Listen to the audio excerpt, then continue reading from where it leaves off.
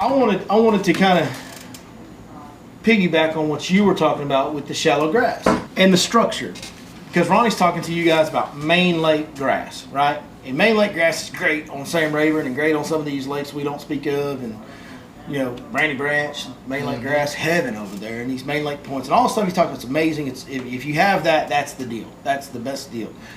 But sometimes you don't have that.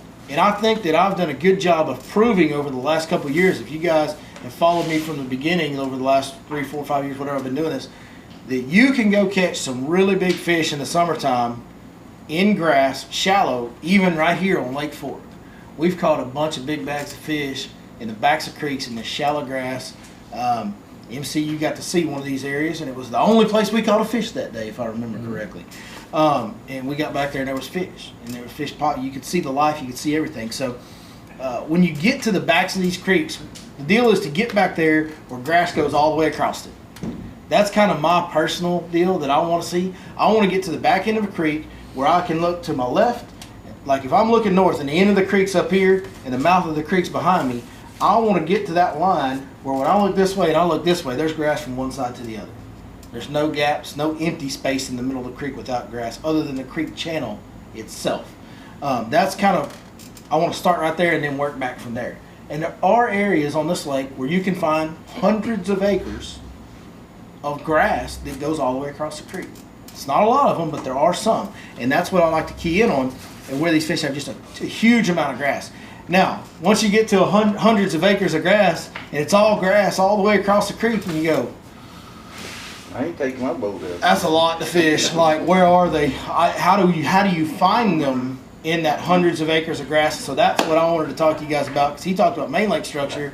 What I'm going to talk to you guys about is going to be a downscaled version of main lake structure within this grass. And if you've been with us for a couple of years, you've probably heard me teach this lesson before, but it's one that I'm an adamant believer in. And I think we've talked about this before. There's fishing shallow and going up, scrapping out some fish shallow, and then there's fishing shallow. Yeah. And there's getting on the big schools and the big size of fish that live up shallow year round. And the difference is, you get back there and you make that line of grass as your dam, and this is now your lake. Now let's find the main lake structure in that. Does that make sense to everybody? See, heads on, that's good? Okay, so that's what you got to do. So here's how you're going to do it. So bear with me on these drawings. I know my drawings are terrible. I'll do the best I can. So there was a lot going on here. I have a major art project. Y'all see the foot, though? You see the foot right there? That's kind of a foot. It is. Yeah, it's a foot. 100%. But this and that's is a mouth, so like you're going to put your foot in your mouth. I probably am fixing to put my foot in my I mouth. see this now. So this dark line right here, this is going to be my creek channel, my main creek channel that feeds. And guys, this area right here that I've actually drawn out, it has grass all the way across, way out here. So we're kind of in the back half of it. But this creek comes in here and does this, and then it makes some big swings right here, right? Well, these little gaps right here, these are secondary drains. They're not really creek channels where you're going to see this, but they're just depressions, just low spots. And what that does is as that water gets deeper, that's where that grass will scatter. And it makes it more fishable. You can fish more efficiently in it. You can fish different baits in it. So if you want to go up there early in the morning, if you're there at first light and you want to throw that frog like Captain's talking about, and I think that's the best thing to do, well, all this stuff up here, that's going to be your thick, dang near matted, just thick vegetation where you want to fish on top of the grass or underneath it. So if you're on top or underneath, this area outside of this channel and these drains is going to be your target. But if you want to fish the scatter stuff, you want the, you know, fish are kind of chasing bait, you're seeing them chase, you're seeing that bait run, you're seeing things happen, then you need to get in the scattered area. And what you need to do is really focus on that structure. So as we look at this creek channel right here, okay, we've got a creek channel that comes here and makes all these S-curves. Well, this is land up here, okay, this is land. Well, if I've got an area that's shaped like this on the main lake, what is that?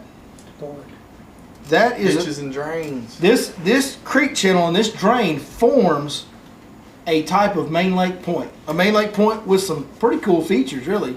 It's got another little point that sticks out, and another little point that sticks out, and then there's a little point pointing this way, and a little point pointing this way, and you've got, I mean, if you had 5 points coming right next to each other on the main lake, you're going, oh my God, I found the most amazing. That's what that is. And then you add this drain coming into the side of it, it just adds another feature to where you've got all these types of structure. Now, the difference is out here it might drop from 15 to 20 or from 17 to 30, and the difference in structure is more dramatic. It's more obvious. This is much more subtle. You're not necessarily going to see this on your Navionics chip, or you're not necessarily going to see this on any type of contour map that you have. This is going to have to be found using a couple things. You can use Google Earth at low water levels. You can use Google Earth during the summertime. Make sure you look at a summertime image where when the grass is matted, you can see the areas where the grass mats, and then it doesn't mat. Well, where it doesn't mat, that's a deeper area. That's a little bit lower area. That's a depression. That's a drain. It's something there that's changing the depth of that water that's causing that grass to scatter. Because that grass will grow to the same depth across that area. So when it starts scattering, there's a depth change. And like Calvin was talking about, he found a lot of these main lake points by looking at the grass lines when we had deep grass on the main lake. Well, you can find these subtle changes in the backs of these creeks by looking at these grass lines. They'll tell you where every creek channel swing is. They'll tell you where every drain is. You just got to pay a lot of attention and really start dialing in exactly what you're looking at and pay attention to subtle differences, because everything is shrunk back there. Those fish don't live in 20, 30 foot of water, 40 foot of water close by. The deepest water they have might be 5 foot. It might be 10 foot, whatever that creek channel provides them. So everything that happens is going to happen on a smaller scale. But they still use it and set up the same way. So if you can find something that has 4 or 5 points right next to each other, a creek channel bend, another drain coming in, grass thick, grass scattered, all that stuff mixed in together, well, you found something. And I tell us in MC, we went through this and we talked it out. I go fish shallow, but I don't go beat the bank. I might be out in the middle of a field. You might still be offshore, but you might be in 5 foot of water. And that's what I tell them. I'm offshore Yeah. structure fishing in 3 foot of water. How many of you guys have watched the videos for a pretty long time around here? Have y'all been watching the Year Lake 4 Guy videos for a long time?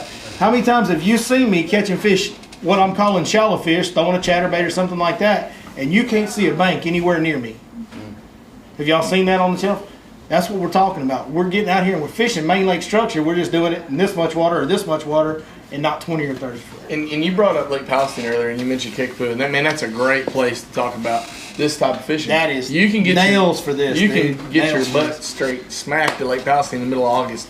When there's grass up on that north end, especially in Kickapoo, because what happens is, and let me borrow your drawing again. Yeah. This is really good.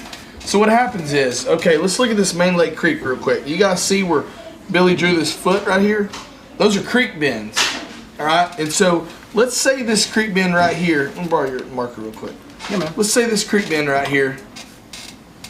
Let's say this creek right here. The bottom of this creek is 9 foot deep, which is fairly reasonable for a lot of our major creeks. Yeah. Okay. Oh yeah. Yeah. And right here is 4 foot deep. Okay. And let's say there's a couple stumps right here. All right. We're just gonna. That's a stump right here. I'm gonna give you a quick example. 2018. Was it last year when me and Joe Don fished? Yeah. Okay, Yeah. 2018, my buddy, I think it was 18 or something like that. My buddy and I were going to come out here and fish and, a tournament, and Billy goes, "Hey, I'm catching some fish in the back of this creek." Well, I know this creek. I mean, I know I can navigate this creek with my eyes closed. I can swim through this creek and never touch a piece of grass.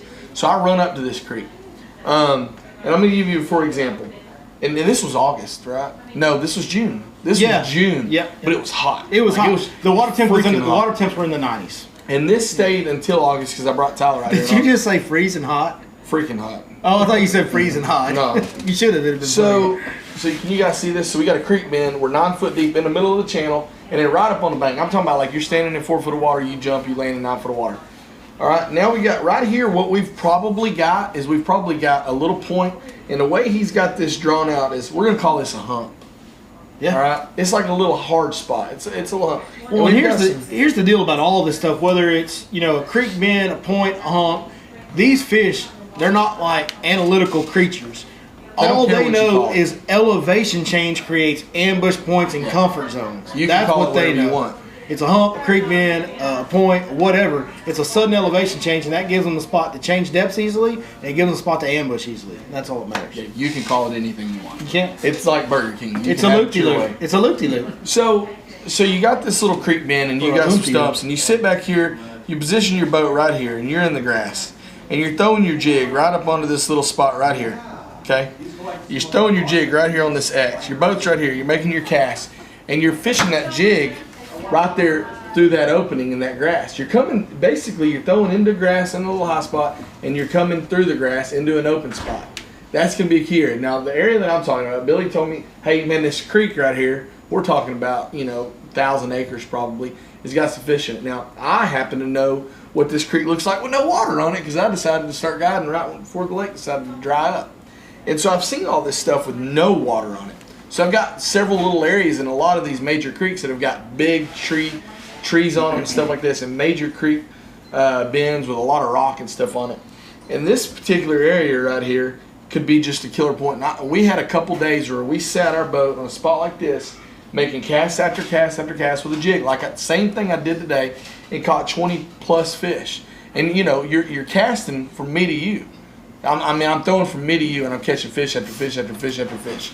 And the reason is you've got a huge ambush point. You've got nowhere for the bait to go other than this creek channel and these drains. And at that time, these fish were pushing big gizzard shad through that channel. And what's funny is Ronnie was going up there throwing a jig and catching them fish after fish, and we were hopping from one bend to the next. The way I was fishing it was I was going there late in the day when the fish would really get in the grass edges, and I was taking chatterbaits and swim baits and working the edges of those bends, and we would set our boat in one spot and make cast after cast on the same bend, fishing a completely different technique and catching the same fish. And the couple times I went out there, I caught some fish on chatterbait. And today I caught, today we fished a main lake Grass Point, and I caught all my fish on chatterbait other than 7 or 8, and my customer caught all his fish on a flipping jig. So now, of course, when you start talking about chatterbait with me and this guy, it's a little different. I might be barely moving that chatterbait. Yep. So anyways, these are key areas, and eggs and bangs, ditches and drains. Ditches and drains to me are about the most important thing in bass fishing. Ditches and drains, subtle changes in the depth. I don't think that there's anything more important, because a creek bend alone is great. I mean, it's unbelievable. But a drain or a ditch running into it, that's a big deal. And I'm trying to think of a good drain out here, a main lake drain. Well, it's a lot like, okay, so if you've got a highway, let's say you got I-20 runs through Dallas, and there's a lot of cars going up and down I-20. There's an on-ramp. There's a lot of cars going up and down I-20, but then, boy, when you get to where that thing meets that loop in Dallas, there's a lot of cars right there. Yeah. And that's kind of where your drain meets your creek channel is like your big intersections of your highways. Does anybody know Rayburn? Anybody familiar with Rayburn? The Veach area, those drains, I mean, dude, that's it. That's maybe the best in the country. And this is just on a small scale. And I used to fish Lake Tyler a lot, for you guys that fish Lake Tyler. And when we had grass at Lake Tyler, if you're just going down the bank and you're looking up and there's a house right there and there's a house right there, and this yard slopes this way and this yard slopes this way, and you're like, man, that ain't nothing really, but it's a little bit of a ditch. That right there, used to at Lake Tyler and used to at when I started guiding out here in 09, it was so easy, because in February, in those time of years and this time of year, I could look on the bank and see a little bit of a V in the bank, and that was it. I could just fish that V and find a difference in the grass. These drains are the same thing. They might be old creek channels. They might just be erosion in the land. But if you can find these drains that run into these creek channels, and that's the key area. And these creek bends, you got to think about it this way. You're driving down, whatever country road. Everybody in here has a country road in there. You're driving down a country road, and you got to drive across a bridge that ain't from me to that couch right there, okay? And you just look on every once in a while, you'll see some guys out there with bobbers catching whatever, all right? That's the same thing that you're looking at here. So think about when it makes that turn right there and what it looks like, and envision that. And it's, you're thinking 5 foot, that's not that deep, but to something that's only about 10 inches tall, 5 foot's a lot of water. I mean, he's 6 foot tall, 20 foot's a big deal, right? So it's a big deal. It's a big depth change. And what he said earlier is something, it's a slogan I came up with a long time ago when I learned to fish Lake Palestine. There's fishing shallow, and then there's shallow fishing. And it's two totally different techniques. It's turning your electronics off after you've used them, which I do use my electronics in this. In fact, the day that we caught the fish there in 8 foot of water and the fish were sitting in 5, I saw every one of them on my front graph. I trolled over them on my front graph, I turned around, and we caught the crap out of them. But when I get settled in, I cut my electronics off just because there's no extra noise needed in those areas. And noise is a big deal in shallow water. It's a really big deal. It's the echo. It's the pings hitting, and it doesn't have as far to go. If you've got power poles and you can deploy them, I highly suggest it once you find fish. There's just no need to make the extra noise. But those creek bends, when that water is washing and washing and washing, if you're looking out here and you're graphing a deep spot and you're coming up to a point out in 20 foot of water, In the side imaging, it's real dark brown. And as you get up to that point, it starts to get brighter and brighter and harder and harder. That's because over time, with the current, it's washed all the silt off the top. And all those points are real bright and they're real hard because those points don't have any silt left on them. And in East Texas, it's all clay. Those are hard clay points. It's the same thing for these creek channels. These creek channel bends have had so much current go through them that these points are hard as a rock. They're the hardest spot in the creek channel. Especially in the back of the creek, and that's what really isolates this structure in the back of these creeks so well, is that there's two things that occur. They get the most current and they get the most silt. So your outside of your creek will be some of the softest, siltiest bottom that you'll find, but on your creek channel bends and edges and the high points, because they get the flow is the hardest. It's the same right as there. the main lake. Yeah, the flow is so hard right there when it comes in the creek. Those spots will be some of the very hardest spots you'll have in the whole lake. So you'll have the extreme hard to soft, which just, again, it's something that isolates the fish for you. Man, I could talk for hours. Especially you brought up Lake Palestine. Like, I learned all this stuff at Lake Palestine, figuring out that going from, gosh dang it, man, and sometimes a foot to 2 foot's the deal there. I mean, it like some of that stuff up there, just this right here is a 30-pound bag of fish. It can be. That's an amazing lake for what we're talking about. It's And probably this the is best the lake. same. It's probably the best lake in our region as far as having amount of area with good fish in it that apply to what we're talking about tonight. Like, it's just got miles of this And stuff. when I started guiding out here, I'd already been on Lake Palestine fishing for a while, and making the transition to being able to fish the Running Creek and Birch Creek type areas like we're talking about, it was so easy because of Lake Palestine. Yeah. Like, my Translated mindset well. is set on creek channels and drains and ditches. And Lake Tyler used to have grass, and we came out here and it had grass. Anybody remember this lake with grass in it? Gosh dang. One thing I'm gonna talk that about I them heard, days. I think it was I heard Bill Dance say this one time, and I know Bill Dance fishes ponds on his TV show and all that, but the dude's fished a lot and he's done some things, and he's pretty dang smart when it comes to how these bass behave. And I think maybe he said this at one time when there was kind of a little bit of rumbling about how he always fishes ponds on his show. But he said, and I believe this because I've seen it, I've transferred it from one body of water to the next. A bass is a bass is a bass. 100%. If you give him the same conditions, he'll behave the exact same way. So if you've seen big expanses of flat water with grass and drains and ditches and creek channels on Lake Palestine, the bass that lives in that area is going to behave the same way as the bass that has Especially 30 minutes down the road. Yeah, it has vast expanses of grass and drains and ditches with the same type of water content. Like, they're going to behave the same when they're given the same conditions. So this doesn't just apply to here. You guys can take this to any lake that you're tournament fishing. I know you two young ladies, y'all do a lot of tournament fishing. Y'all make a lot of boys upset. That's awesome. I think it's amazing. But y'all can take this on the road, wherever you go. Be it Toledo, be it Rayburn, Be it Gunnersville, wherever Pickwick. this tournament fishing adventure takes you down the road, if you fish in college, whatever it may be. You can take these lessons that we're talking about here that you guys are learning right now fishing East Texas lakes that have these backwater, flat, grassy areas, and you may end up in Tennessee somewhere on Chickamauga, and everybody's talking about ledge, and there's 400 boats on every ledge, and you're like, hey, y'all remember back in the day we was on Palestine and Fort, there's some flats like that on Chickamauga that maybe nobody's messing with, and you can take that and translate it. If you find the same conditions, you'll get the same results. And the old saying, find the grass, find the bass. And I'm telling you, if you've got healthy grass, I like to throw healthy in there because, dead grass can throw you off. I think a lot of people that are new to grass fishing, they'll find grass, but it's not like in good condition. It's not in good shape. It's not healthy. It's not producing a lot of oxygen. That's not going to hold bass nearly as well as the healthy stuff.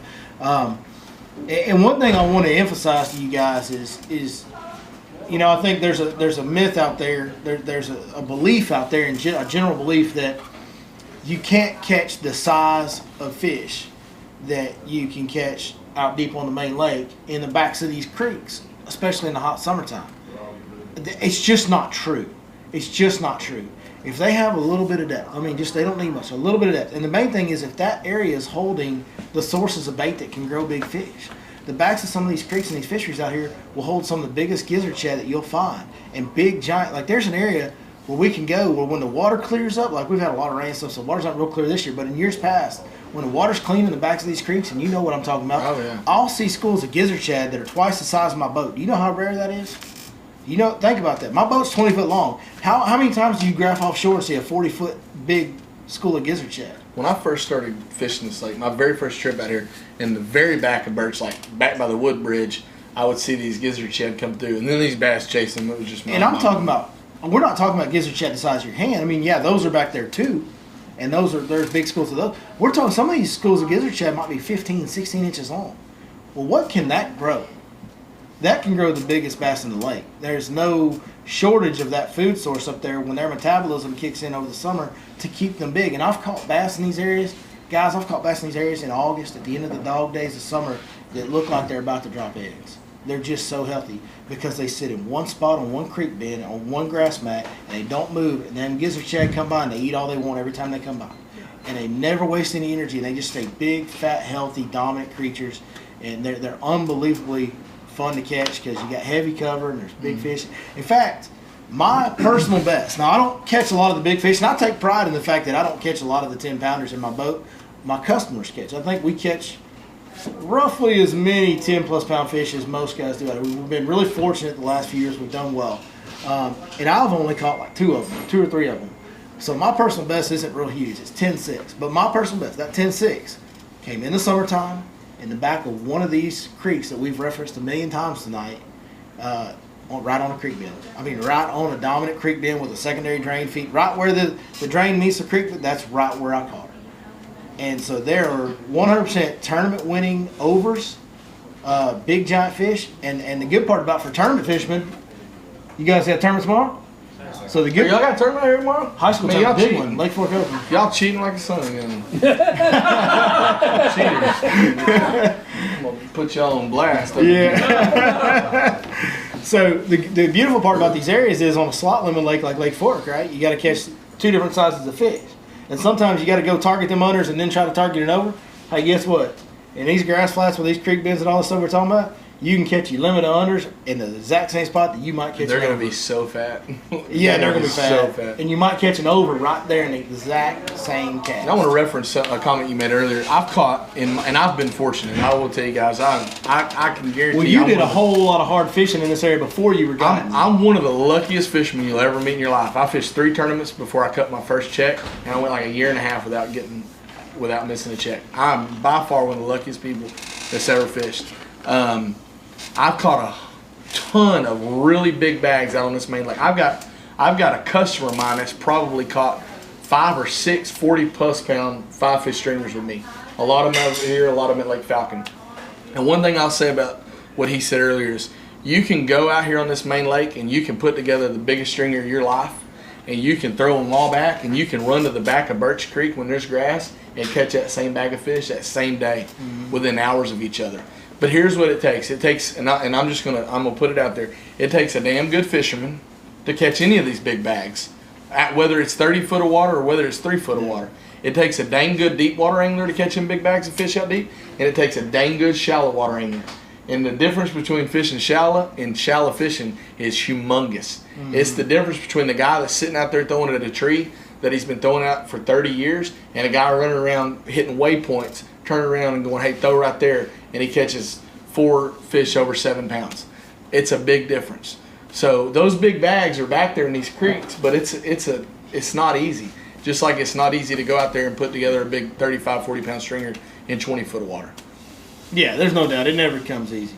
And it is especially consistency. I would say it's easier to get lucky and catch big fish on the main lake than it is to get lucky and catch big fish up shallow. 100%. So the way that I like to kind of reference that is those deep fish, because they've got more room and more options, sometimes they can be harder to find. The shallow fish can be easier to find. If you're really dialed in and you know what to look for and you focus on the structure, you can find those better shallow fish easier because a lot of it can be visual with grass. So it's easier to find them. So the deep water fish are harder to find. The shallow water fish are easier to find. The deep water fish sometimes are easier to catch, and the shallow water fish sometimes are kind of harder to catch because you got to deal with a lot of stuff. You got to deal with all the vegetation. You got to deal with all the stumps. There's just more pressure a lot of times on the shallow fish. Maybe not anymore with electronics. Say, it's kind of changed. Deal with the pressure. That used to be the saying, is there was more pressure on shallow fish and deep. That's kind of flipped with today's electronics. But in general, it seems like the deeper fish are harder to find, easier to catch. The shallower fish are easier to find, but harder to catch. So it does take an elevated skill level. And one thing I want to say is don't be scared to throw a frog in the middle of the day. Yeah, I'm telling you now. Especially if you hear. Do what? Don't put it down. Don't put it down. If you hear the bait sucking and popping on the top of that grass mat, you see the bait flicking on around that grass, those edges and mats. And yeah, don't let that frog pass you by. If there's surface activity, them bass are looking at it. They're aware of it. Man, that's all I've talked to them. Is there any questions? We just been up here going. We can give y'all no time at all. Can't get a word in edgewise around here. Y'all got any questions, boys? No? Nobody? Nobody's got questions. Last quick one. Yes, sir. When you go from early morning fishing and then you say later on, this time generally you go deeper. Is it at noon or 10 o'clock? When do you know go from, when you make say, Well, go over for shallow, let's go deep? And that's not necessarily how we do it. Yeah, it's not how I do it. Generally, if I'm fishing deep, I'm fishing deep. I'm starting out deep. Yeah. If I'm fishing shallow, I've probably committed. Now, if I've got a particular frog bite going on a main lake stretch of gator grass, then once it stops, I might go. But what we're talking about is a daylight to dark deal on the shallow grass. And I think, and we both agree, it's important to be versatile. It's important to be open-minded every day. It's important to not just go run a pattern because that's where you caught them the other day or last week or last year or whatever. And one of the things, I like to zig when others zag. I say that a lot. And it didn't really work out this way this year because there was a lot of inconsistency with the pattern. So it was kind of really, I never knew what I was doing on any given day this year, doesn't seem like, other than sight fishing time. I've gone through this whole year kind of showing up to the lake going, well, let's go that way, But like last year, we had good hot water early, and the patterns kind of set in pretty good. And I actually last year was on a deal where, and I did this most of the summer, I would go fish deep at 6:30 in the morning. And I'd actually go out there before all the boats got out there, before everybody got on the deep structure. I'd go out there, and I had me 2 or 3 or 4 or 5 different schools that I was kind of chasing around on different structures. And I'd go pick off what I could on those till lunchtime. And then with my customers, we'd go have lunch. And then we'd leave lunch and we'd go to the back of a creek. So we were actually doing it. And everybody, most people I went with every day would say, it's a complete opposite. But we'd go back there and those fish would be in those creek channel edges and those structure changes. And we're using that structure up shallow. It's an all day. It can be at any time of the day deal. It doesn't, it's just like, it's main lake structure. It's just like this main lake structure. It can happen any time in the day. That's a good question. That's really good question. You got more cover on it back there. More cover, yeah. You got more things going on. You got less water, but you got more stuff in it. And I'm not knocking the deep fishing. I've primarily deep fished all summer long. I haven't done near as much shallow fishing this year as I normally do in the summer. But I think that's starting to change for me. I'm getting back into that shallow stuff now. Any more questions? Tonight, because we've been talking about it all night. So now I'm we're so excited. I ain't seen that banana boat in here all week, Kelly.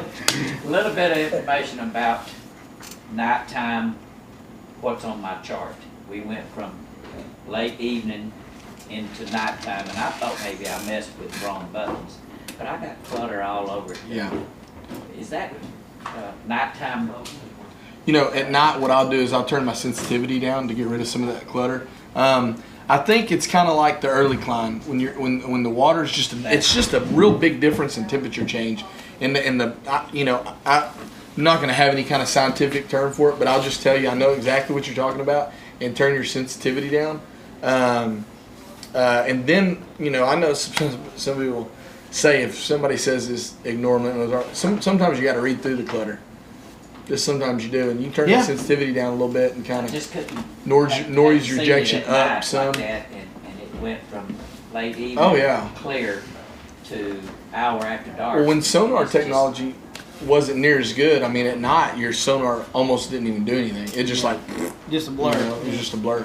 Yeah, and I think it's important to, for me, it's important to always be willing to adjust my sensitivity or my color line or anything like that. And so if I'm driving over structure and I'm just seeing too much life, because one thing about these East Texas lakes and a lot of these lakes across the South in general, boy, they're fertile. I mean, they're fertile. And when you got a fertile fishery, you got a lot of stuff in the water. And so I actually do like to take a lot of my sensitivity settings and noise rejections and all that I stuff. just hadn't seen it at night like that. And try to eliminate stuff. Or to go from clear at daylight to that at dark. Yeah, it does do that. It does do that. And so that's when I want to take my sensitivity and I want to start dialing it down until I'm seeing clean arcs again. Right. And then, I'll adjust it throughout the day sometimes. So it's something, to me, it's a moving target. Anything else? Thank you very much. I'm getting angry. Hey, thank you guys for joining us tonight. Thank you guys. Hey, we got to give the shout outs that we always do because we wouldn't be here without them. So if you want anything from 6 Cents Fishing, we're using that big shaky head a lot. I've gone back to Green Pumpkin on Big Perm. Smash Tech just stocked downstairs, Big Perm. The Magnum Crawler is in stock, all colors, loaded up on the rack. So y'all go down there and buy them while they're here because they don't ever last long. And Heath is kind of a one-man operation, keeping up the best he can. So get what you can of that. Those big shaky heads, if you order, they're biting a jig again, pretty good. They're biting a football jig real good. So if you like those hybrid jigs that I use from 6 Cents, and you want anything from 6 Cents Fishing, when you go to 6centsfishing.com, punch in the code Your Lake Fork Guide, it'll get you a 10% discount on all orders. Yep. If you need us, you can find us at yourlakeforkguide.com, and we'll be happy to help you any way we can. So thank you guys, and we'll see y'all in 2 weeks. Thanks.